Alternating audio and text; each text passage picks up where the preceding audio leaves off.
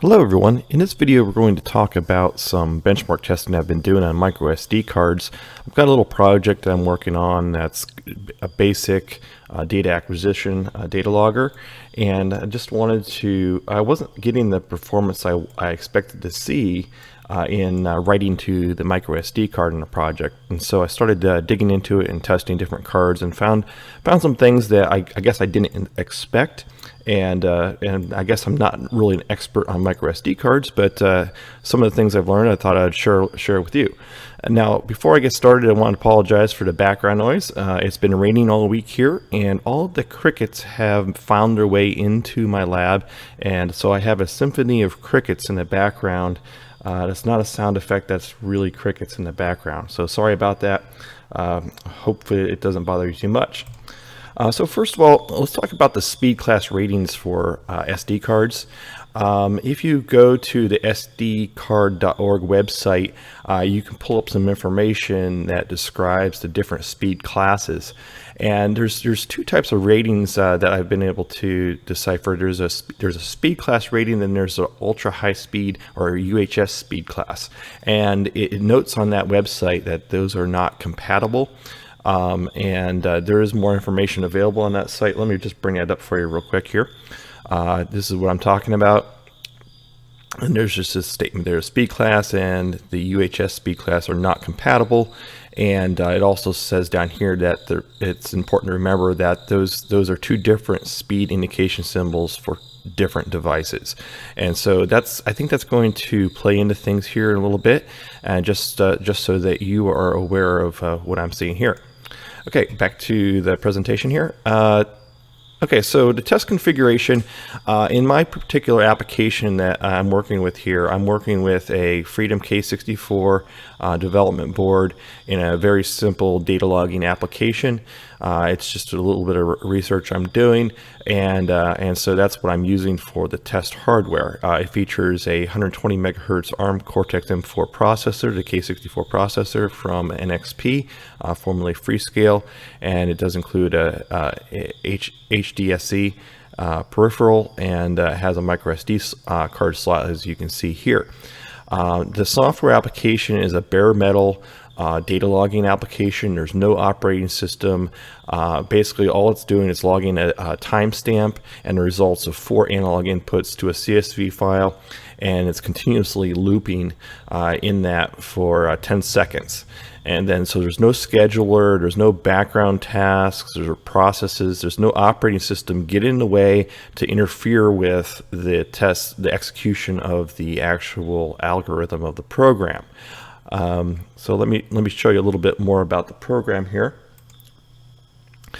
So this is a high-level overview of what the program is doing. First of all, besides all of the low-level initialization and everything, I basically create a CSV file on the microSD card, zero out a timer counter, and then enter into a while loop. And that while loop is going to execute for 10 seconds. First thing it does is it increments a sample counter, and that's just something I'm kind of using to identify how many samples execute during each test, and you'll see that here in the demonstration. And then it reads 4 analog inputs, and then it writes the results of those inputs along with the timestamp to a CSV file on the microSD card, and then it saves the file so we don't lose our data. There is an interrupt. Timer interrupt. It will interrupt the execution once per millisecond, or every millisecond, and then it increments a timer.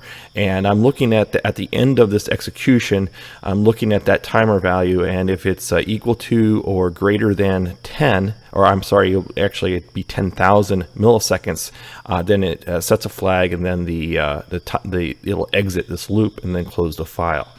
So basically, this loop is going to execute for 10 seconds. What I started off with, I'm not going to show you the actual application, that's kind of out of scope for this discussion, but basically I customized an example application that's included in the SDK 2.0 package that's available from NXP for the Freedom K64F.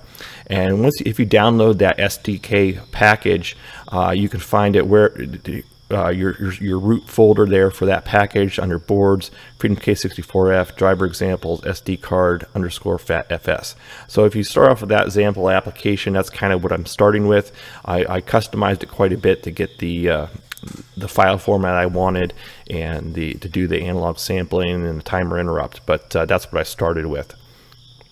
So the test method that I used here was, first of all, for each, I gathered up a whole bunch of microSD cards I had laying around, plus I bought a few extras, and just to get a good sampling of different cards from different suppliers and different ratings. Then I freshly formatted each one of those cards with the SD formatter version 4 to a FAT32 file system, and I selected the the full erase option when I did that, and then basically just insert the card into the Freedom K64 and then run that data logging application 3 times for each card. And I'm going to show you a demonstration of that, at least the console output for that here in a second. And then I popped that card out of the Freedom K64, put it back into my laptop, and looked at the properties of the data files that it created and compared the average file size. And so that's basically what I'm using as the measure of what the write performance was to that data file for each microSD card. So same application, same piece of hardware. These are all done all pretty much in one day. I had a couple cards I had to test a day later because I didn't have them on hand at the time, yeah, so let me jump over to demonstrating this application running. So I'm going to bring up TerraTerm, and I'm just going to plug in a microSD card here, if I can find one.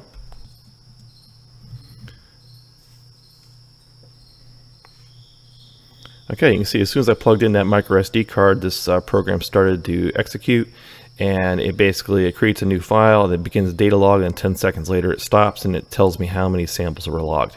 And so this was actually one of the better performing cards that I stuck in here. I'll give you the results later, but this just tells me after the log was completed, after I saved the file, it reported to me that it logged 4,840 samples. So basically that while loop that I showed you just a second ago, it looped 4,840 times is what that meant in 10 seconds. So that's not too bad. That's let's see, that's 484 hertz if I was going to put that sampling in terms of hertz. So that's not too bad. So if you notice here, when it first starts to run, it lists the files in the directory, and there's just a system file there. And so there was no data files already on this card when I inserted it. And to run the application 3 times, I would just hit the reset button like I'm doing right now, and it starts to run again. And you'll see now that it shows this data _1 file. So that was the first file that we just logged up above it, and then at the end, okay, so it executed 4,951 times this time. So so from test to test, there is a little bit of variation. I'm going to run this one more time and see what we get.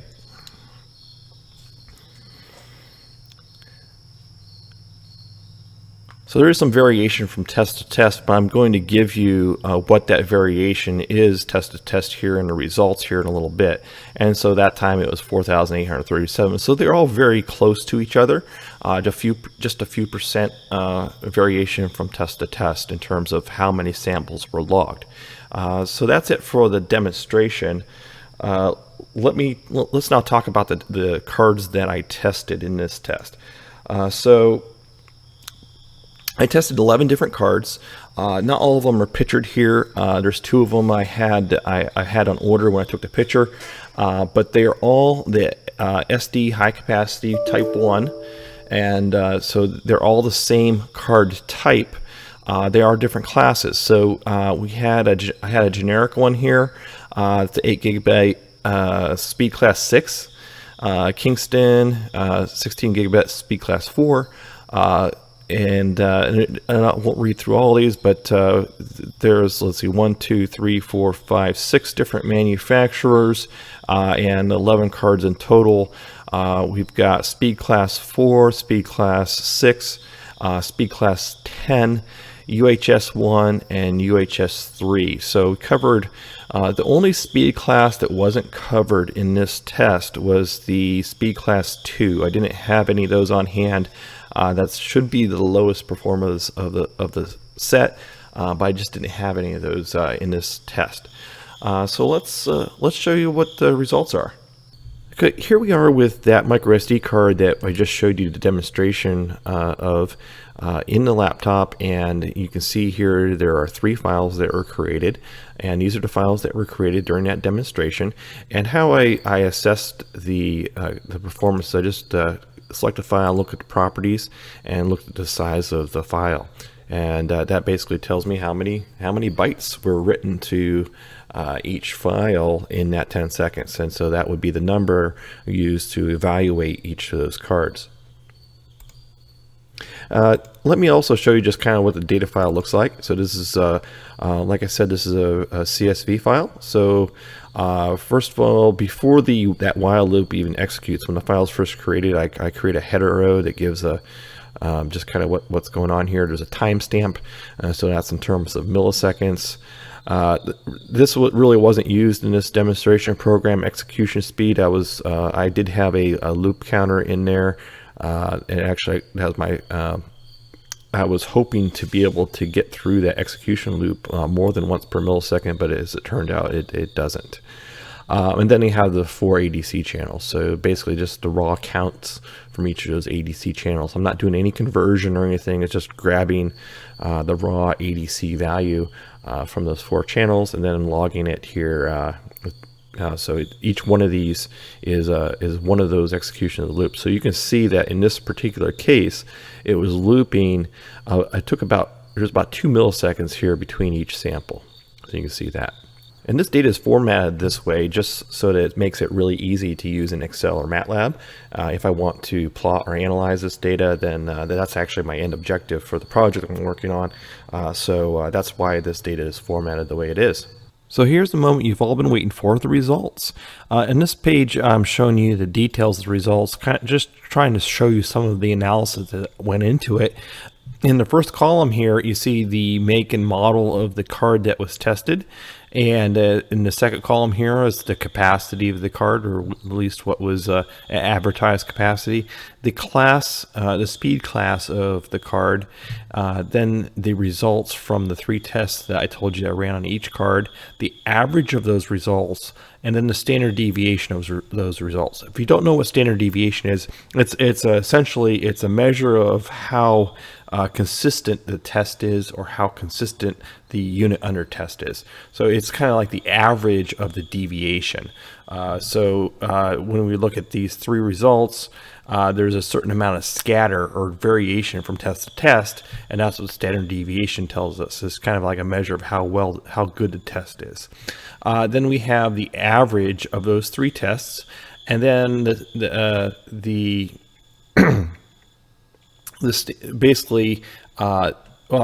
back here, average here, and then this is the average in terms of the number of bytes per second, and this is the standard deviation in terms of bytes per second, and that's what I'm going to show on the next slide.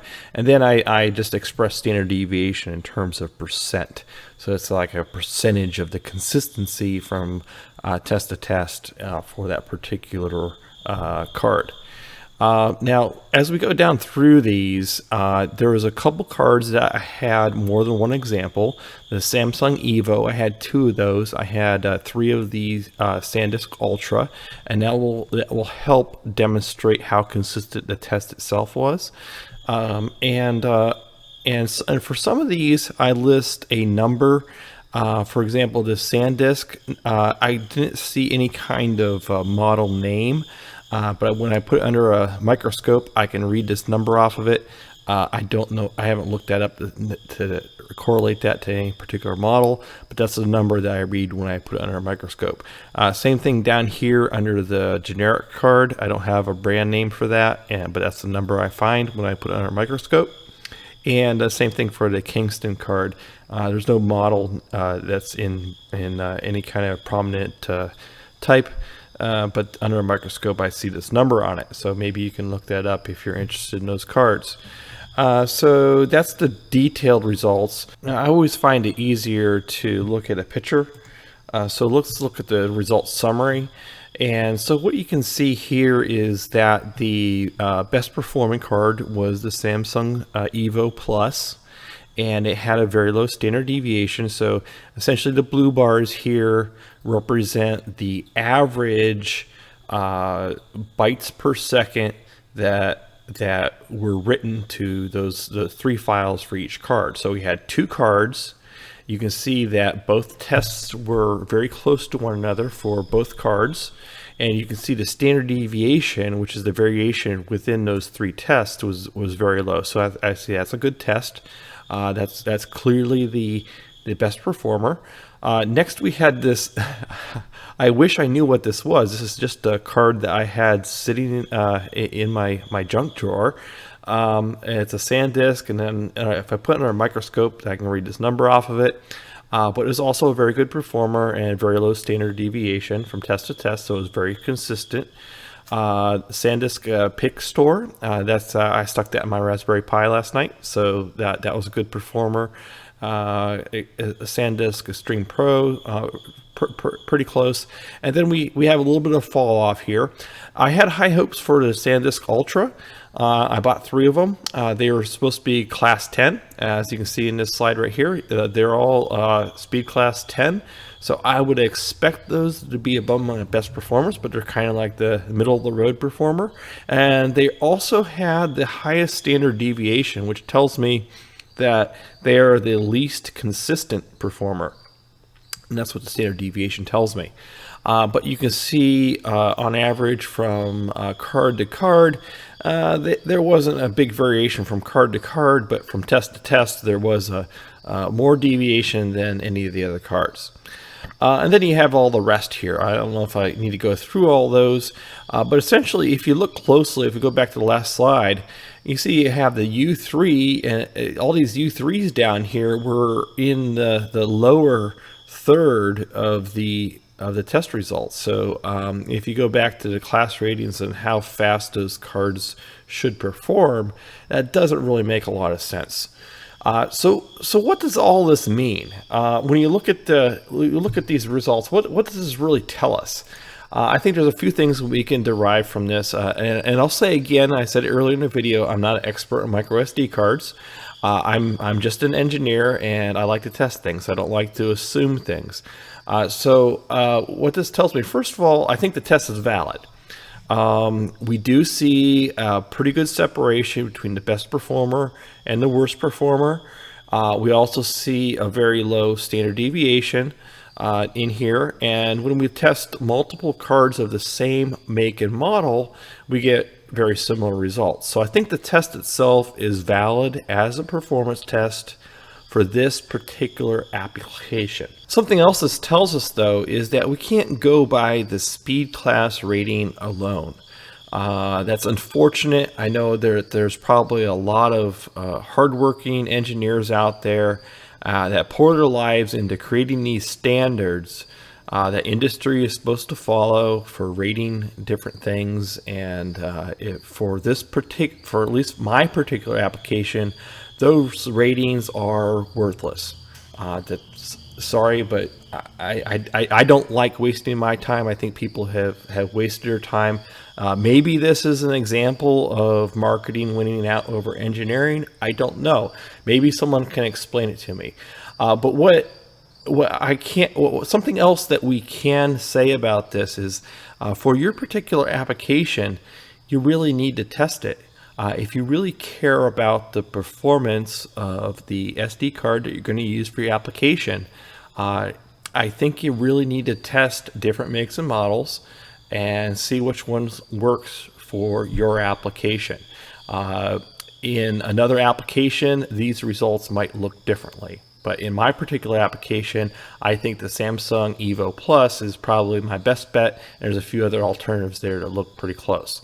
So that's about it for this video. I hope you learned something. I know I learned some stuff from this. Please like it, subscribe, and check back soon for more videos. Thanks a lot. Bye.